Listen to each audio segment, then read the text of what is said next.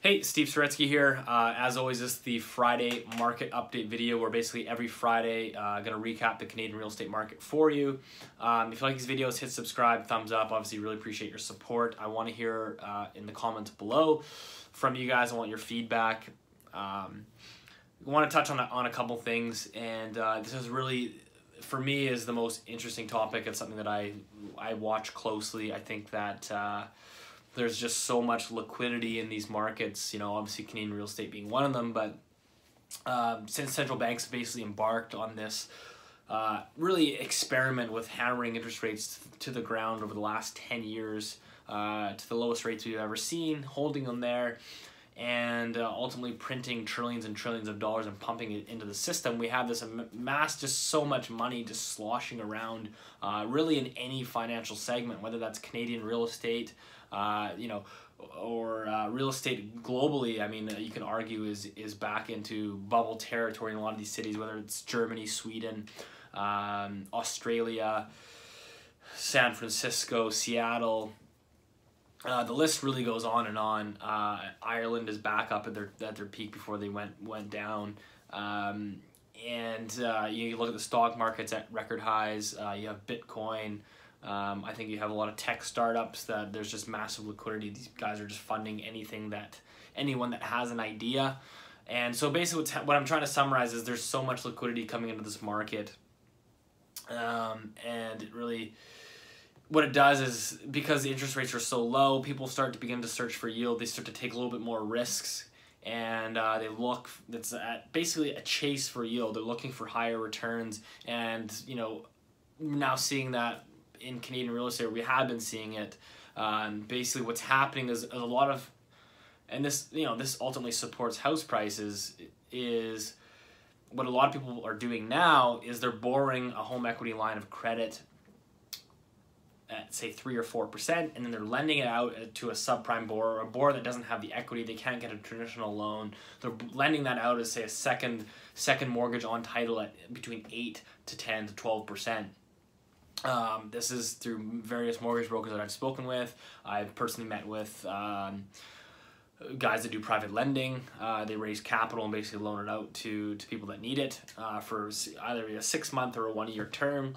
And this has been my personal experience, but now, yeah, so I mean, basically what they do is, again, you have home equity. Obviously prices have been going up. You take out a home equity line of credit, again at 3 to 4%. You lend it out as a second mortgage to another borrower that can't get a traditional mortgage. You lend it out in, say, a 1-year term at 10, 12%. You can see, you're making 8 or 9 or 10% spread there, basically, on just through your HELOC. And so it's almost like this crazy debt credit scheme where this can only go on for so long, but this is ultimately the environment that central banks have created, and this ultimately is what is ultimately helping support Canadian real estate values. One of the guys that recently talked about this, I'll try to link it below, was Seth Daniels. He runs a hedge fund, which is essentially betting against Canadian real estate. And this guy's been betting against Canadian real estate since 2013. So you can see that, the timing is just near impossible. You can call him an idiot. It's totally up for your opinions. But Canadian real estate has been resilient, and that's what happens when people that have historically bet against Canadian real estate have not done very well. But that's not to say he's wrong. Maybe he's early. Again, I'm sure there's gonna be lots of comments or feedback on that. But that is why I say Canadian real estate could easily go on another 1, 2, 3, 4, 5 years. But at some point, you'll have to deleverage that household sector. Household debt, as I've talked about, is the highest in the G7. Households, it's reaching sort of that maximization where there's only so many home equity lines of credit that you can draw out. And we're just seeing what we're seeing now with the mortgage stress test. And credit starting to slowly tighten up, Bank of Canada hiking interest rates. You're seeing more and more people shift to that private lending space. The new mortgages for overall new mortgages in Q1 of 2017 on a year-over-year basis dropped 12%. And that's from Equifax data, so they don't have access to the entire market. But they were basically seeing a reduction of the overall amount of people taking on a new mortgage. And I think that a lot of that has to do with the stress test. I think a lot of it is pushing towards more private lenders. This is the stuff that isn't registered in those statistics. And I think you're going to continue to see that, especially with this new stress test coming out. People are going to have to get creative to look for new ways of financing. And again, one of those ways that I look at is that home equity line of credit. You come to someone that's willing to draw down on their home equity line of credit and lend it out at 8 or 9 or 10 or 12% to someone else. And then they basically go and they basically hope to refinance, within the year. But that only works if home values continue to rise. So basically they try to build up enough equity so they can refinance their traditional mortgage, pay that guy off that took the HELOC out. And I've seen this. I've got so many firsthand experiences, again, sort of working closely with a lot of people, and I do know some people that are actively they're funding with HELOCs, but they're making good salary and they're funding some of these private deals. But and speaking with lawyers that are helping with some of that and etc. Basically that these people are they're basically, what you're doing is you're betting on the real estate market to continue to rise, right? And I think that it's interesting because now we're starting to see the detached slowly start to turn downwards, even though condo prices are still going up. Is, say if you've done that with a detached house, if you took out and you're trying to refinance a year down the road, you could have issues if that house price comes down even say 5%. So I think that's some of the risk that these people are taking on, giving out those loans, especially for second on title, which a lot of these ones are at 12%. And so that's basically my overall thesis on the credit markets. I think there's just so much money sloshing around. I think that's ultimately, delinquency rates, as per CMHC's report that just came out yesterday, delinquency rates hit another all-time low. So it is just fascinating to see what's happening, right? You have incomes basically flat. You have house prices climbing 25% a year for the past 3 years. And home equity line of credit up 500% since 2000. But yet you have all-time record low delinquency rates. And to me, that almost is like a Hyman Minsky, famous economist quote, where stability breeds instability. Basically, when you've had such a good stretch of stability, people think that nothing can ever go wrong.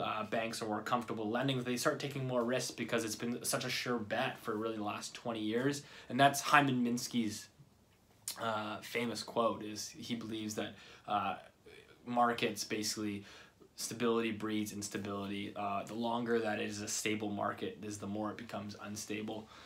Interesting thought or quote to ponder. I do like that one. Again, I don't ever make any predictions. I just think that the markets that we're in, this financial environment that we're in, is just truly fascinating to watch, to see real estate prices, stock prices, Bitcoin, all this record high valuations and all this money just flowing through the system. But then people are coming back to and trying to say that it's a supply issue. It's just, it's either you get it or you just don't get it. And one of the guys, who was the guy? It was Sam Sullivan. I think he's now running for BC Liberal Party, or he's trying to get into the next election and lead the charge, I guess, for the provincial government. I'm not too sure where he's going with that, but he basically made a video and said, here's why Vancouver house prices increased over the last 10 years, and he boiled it down to supply. And I'm just like, man, this guy just does not get it.